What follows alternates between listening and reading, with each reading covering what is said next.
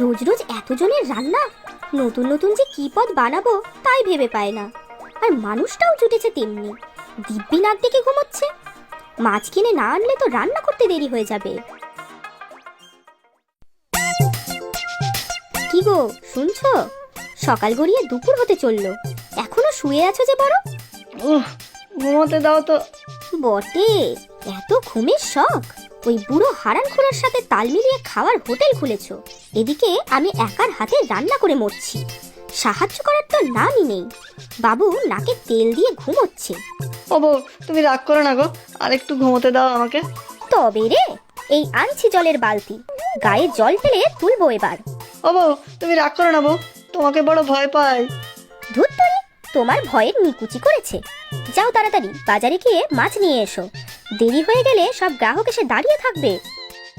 আচ্ছা বউ, এক্ষুনি যাচ্ছি। আজ কি কি রান্না হবে বউ? সেটাই তো ভেবেই যাচ্ছি সকাল থেকে। ডাল, ভাত, আলু পোস্ত, মাছ, চাটনি। কেন, আরও একটা তরকারি তো থাকে। আলু পোস্তর আলু কেটে রেখেছি। আজ তাহলে একটা শাক করে দেব। পুঁই শাক আর কুমড়ো এনো তো। কচুর শাক করো না বউ। আহা, কতদিন খাইনি, বেশ চিংড়ি মাছ দিয়ে।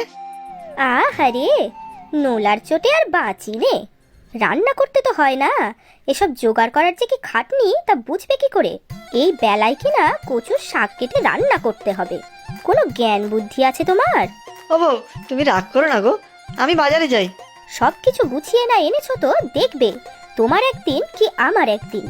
হে ঠাকুর, রক্ষা করো আমাকে। আমার বউয়ের মেজাজ আবার সপ্তমে চড়েছে, কিছুই বুঝিনে। এই আগুন, এই জল।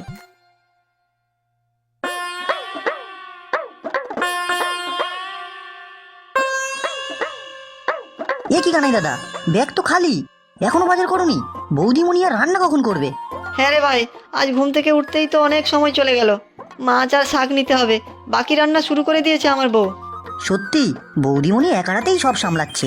তুমি আর হারানখুড়ো মিলে হোটেল খুললে, তোমরা দুজনেই নাকি রান্না বান্না সব সামলাবে? সেই কথা তো ঠিক, প্রথমে তো ভেবেছিলাম আমি আর হারান করেই সব করব।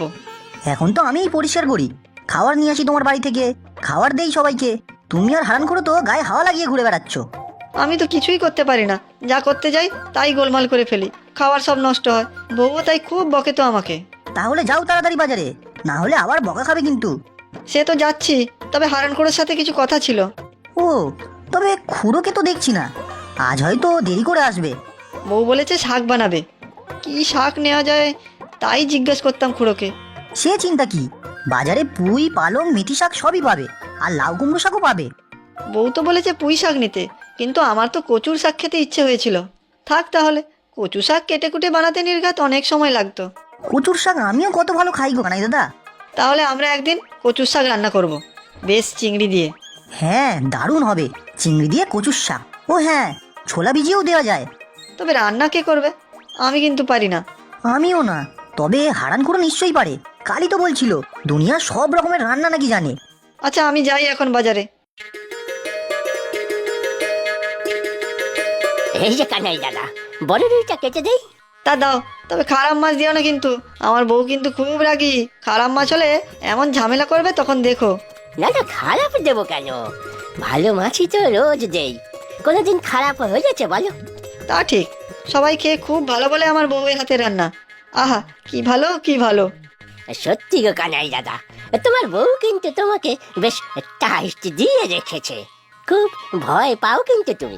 তা ভয় পাই বটে, মিছে কথা বলবো না। এই চিংড়িগুলোই শুধু রয়ে গিয়েছে, বাকি সব বিক্রি হয়েছে। তোমার লাগলে বলো দাদা, কেনা দামেই দিয়ে দেবো। ও চিংড়ি, তা মন্দ না, তবে বউ বলে দিয়েছে তো, তাই নিয়ে গেলে যদি আবার রাগ করে। খুব কম দামে দেবো বুঝলে। ইস, আজকে যদি কচুর শাক বানাতো বউ, তাহলে এই চিংড়িগুলো নিয়েই নিতাম গো দাদা। তুমি নিয়ে যাও তো দেখি, মায়াইকারি করে খাবে। আচ্ছা দাও, যা আছে কপালে।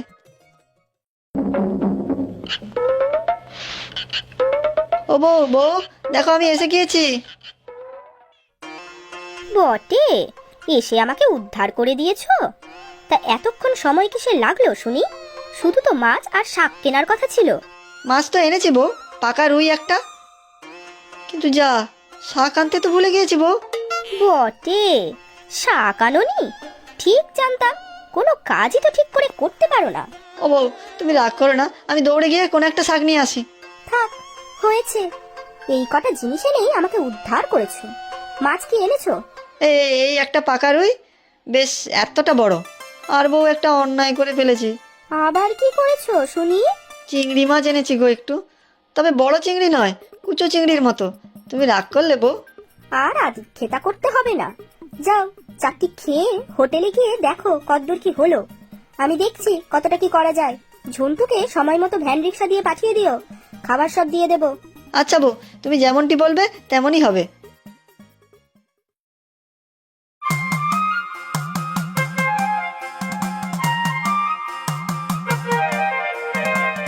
ওই তো হারান খুঁড়ো চলে এসেছে। তখন তো এসেছিলাম কথা বলতে। শুনেছি বাপু, শুনেছি বউয়ের কাছে মুখ ঝামটা খেয়ে এসেছিলে। ছি ছি, কেমন ধারা পুরুষ মানুষ তুমি! পুরুষ সিংহ হতে হবে, বুঝলে বাপু? পুরুষ সিংহ। ওসব হয়ে কাজ নেই আমার। তুমি খুঁড়ো রোজ আমাকে উস্কানি দাও, আর আমি বউয়ের কাছে বকা খেয়ে মরি। পুরুষ সিংহ না ছাই।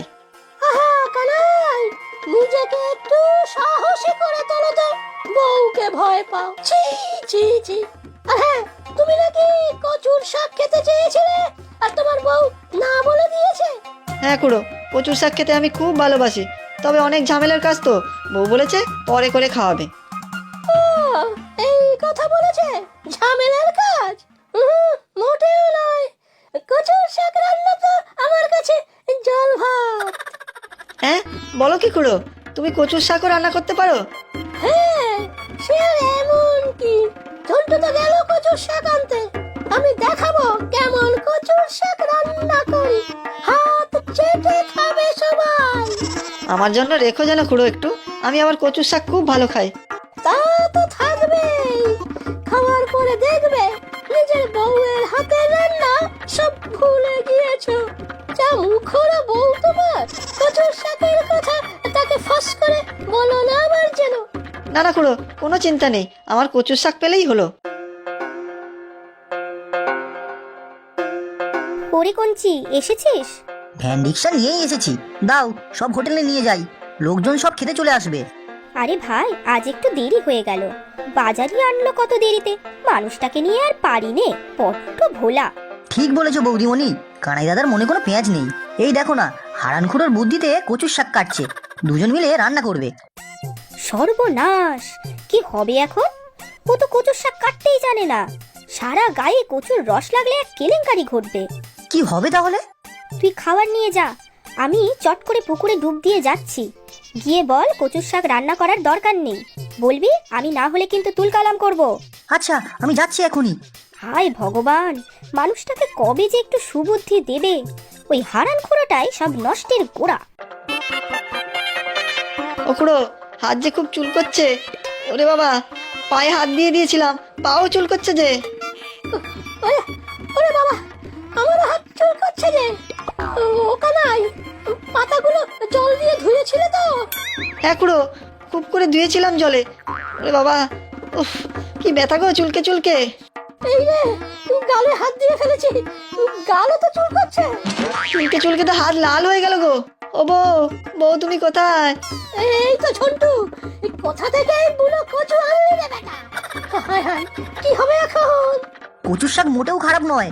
নির্ঘাত খারাপ, নাহলে জল দিয়ে কত করে ধুয়ে তারপরে কাটতে বসলাম।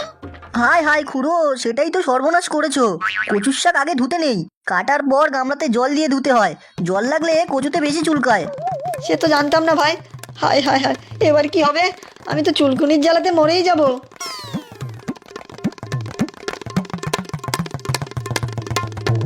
আহারে, বীর পুরুষ বর আমার, কচু কাটতে গিয়ে নাকি মরে যাবে। ও বউ, তুমি এসেছো, যত খুশি বকো আমাকে, তবে আগে চুলকুনি থেকে বাঁচাও। কেন, তোমার এই সব জানতা হারান খুঁড়োকে বলো না। ও কানাই বউ, বড্ড ভুল হয়েছে আমাদের, কিছু একটা তো করো। এই ঝন্টু, লেবু আছে? পাতি লেবু তো? হ্যাঁ, এনেছি। দে তো বাপু কেটে, ভালো করে লেবুর রস লাগাও, তাতেই চুলকানি বন্ধ হয়ে যাবে। এই দিচ্ছি এক্ষুনি।